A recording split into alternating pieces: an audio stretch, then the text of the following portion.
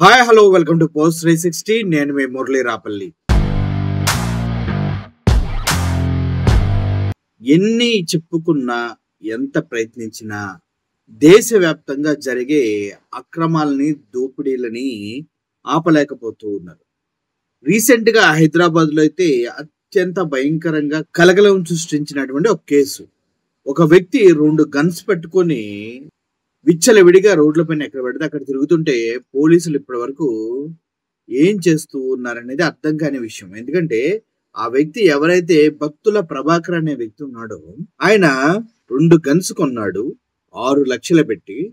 ఆ గన్స్ తీసుకుని వెళ్ళి ఎక్కడంటే అక్కడ బెదిరించి ఇష్టానుసారంగా దౌర్జన్యాలకు పాల్పడుతూ ఉన్నాడు. చాలా చిన్న వ్యక్తి.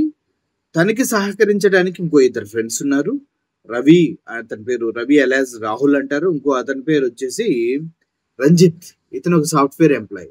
వీళ్ళంతా కలిసి ఒక టీమ్ గా ఏర్పడి ఈ విధ్వంసకరమైనటువంటి దోపిడీలకి అసాంఘిక కార్యకలాపాలకి పాల్పడుతూ ఉన్నారనేసి తెలుస్తూ ఉంది. ఓవరాల్ గా మనం చూసుకున్నట్లయితే వీళ్ళు ఎలా దొరికారు అంటే ఎప్పటి నుంచో పోలీసులు వీళ్ళపైన ఒక నిఘా పెడతాం అనేది జరిగింది. ఎందుకంటే ఈ రంజిత్ అనే వ్యక్తి చాలా తెలివిగా దొంగతనాలు చేయటం అనేది తన టార్గెట్. ఎంతగా అంటే ఇప్పుడు ఇంజనీరింగ్ కాలేజెస్ ఆయన టార్గెట్ చేసుకునేవాడు. అంటే ఎప్పుడైతే ఇంజనీరింగ్ కాలేజెస్ ఎక్కడెక్కడ ఉన్నాయో చూసుకుని పిల్లలు ఫీజులు కట్టిన తర్వాత ఆ ఎక్కడైతే లాకర్స్ ఉన్నాయో ఆ లాకర్ లోకి వెళ్ళి ఆ ఫీజులు మొత్తాన్ని అమౌంట్స్ మొత్తాన్ని తీసుకుని పారిపోవడం జరిగేది. అలాగే పెద్ద పెద్ద డబ్బు ఎక్కడ దొరుకుతో అక్కడికి వెళ్ళేసి ఇష్టానుసారంగా బెదిరించి గన్నులు చూపించి ఆ మనీ మొత్తం దొంగతనం చేయడం జరిగింది. ఇలా ఒక లావిష్నెస్ లైఫ్ కి అలవాటు పడ్డారు వీరు ముగ్గురు. ఎందుకంటే ఈ భక్తుల ప్రభాకర్ అనే వ్యక్తి మెయిన్ పర్సన్. ఇతను కావాల్సిన విధంగా వెళ్ళి ఎక్కడంటే అక్కడ డబ్బులు అనేవి కలెక్ట్ చేసుకుని దొంగతనం చేసి తీసుకొస్తూ ఉంటే రాహుల్ అండ్ తన ఫ్రెండ్ రంజిత్ వీళ్ళిద్దరు తనకి సహాయ సహకారాలు అందించేవారు. ఎంత తెలివిగా ఉన్నాడంటే ఈ భక్తుల ప్రభాకర్ అనేటువంటి వ్యక్తి 3 తుపాకులు కొన్నాడు 6 లక్షలు. దానికోసం బీహారు 2 సార్లు వెళ్ళొచ్చాడు. ఇతనికి తుపాకులు కొనడంలో సహకరించిన వ్యక్తి రంజిత్, ఇతను సాఫ్ట్వేర్ ఎంప్లాయీ. తను చాలా చాలా పకడ్బందీ ప్లాన్ తో ఎక్కడ దొరుకుతాయి గన్స్, ఎక్కడికి వెళ్ళి కొనాలి అంటంలో తను చాలా చాలా హెల్ప్ చేసినట్టు తెలుస్తుంది. ఈ గన్స్ కొనుక్కొని రావడం ఒక వ్యక్తి అయితే దానికి కాంటాక్ట్స్ తీసుకోవడం అనేది చాలా పెద్ద పని. అటువంటి పని చాలా సునాయాసంగా రంజిత్ అనే సాఫ్ట్వేర్ ఎంప్లాయ్ చేయగలిగాడు. అంటే ఒక విధంగా చూసుకున్నట్లయితే వీళ్ళంతా ఒక టీమప్ అయ్యి ఎక్కడ చేస్తే దొరకము అనేసి ప్లానింగ్ ప్రకారం ఎలా చేయాలనేసి క్లియర్ గా చేసి ఈ భక్తుల ప్రభాకర్ అనే వ్యక్తిని మాత్రం ముందు లైన్ లో పెట్టేసి వారు ఈ దొంగతనాలకు పాల్పడుతున్నారు. కోట్ల రూపాయలు ఇప్పటివరకు దొంగతనం చేశారు. దానికి సంబంధించి ఎటువంటి కంప్లైంట్స్ బయటికి రాలేదు. కారణం ఏంటంటే వీళ్ళు టార్గెట్ చేసేది ఎక్కువ బ్లాక్ మనీ పైన. ఎక్కడైతే బ్లాక్ మనీ ఉంది అని తెలిసిందో అక్కడికి వెళ్తారో ఆ బ్లాక్ మనీని ఎత్తుకొచ్చేస్తుంటారు. సో దానిపైన కంప్లైంట్ చేయడానికి కూడా ఏ రాజకీయ నాయకుడు కానీ ఎవరు కానీ ముందుకు రారనమాట.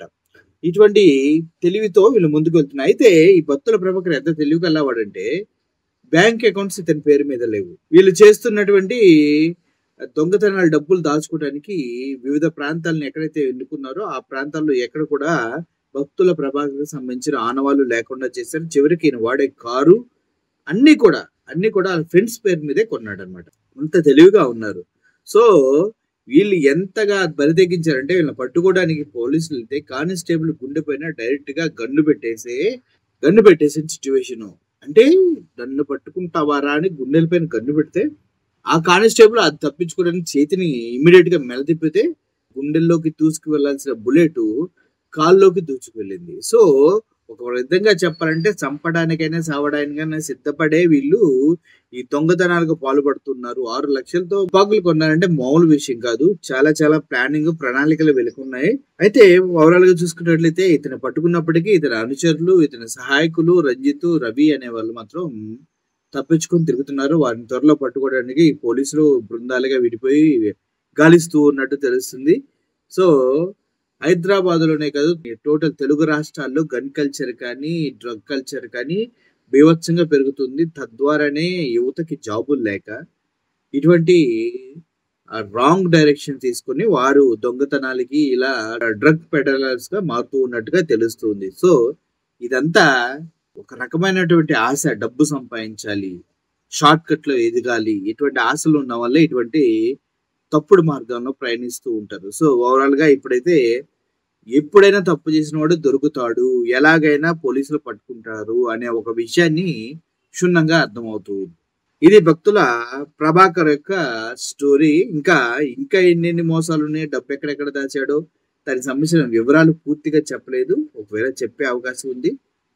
తన స్కోడా కార్‌లో గూడా డబ్బు దొరికినట్టుగా పోలీసులు చెప్తూ ఉన్నారు. అది కూడా వాళ్ళ ఫ్రెండ్ రవి పేరు మీదే ఉంది. సో, బ్లాక్ మనీ ఎన్ని కోట్లు కొట్టేసారనేది తెలియాల్సిన అవసరం ఉంది. సో, ఇటువంటి రాంగ్ డైరెక్షన్‌లో యువత ఎళ్ళకుండా ఉండాలంటే వాళ్ళకి సరైన ఉద్యోగ అవకాశాలు కల్పించాలి. ఇచ్చిన మాట మీద ప్రభుత్వాలు నిలబడి వారికి తోడుగా ఉండాలని కోరుకుంటూ సెలవు తీసుకుంటున్నాను. Thank you for watching this video. Murali signing off. Thank you so much.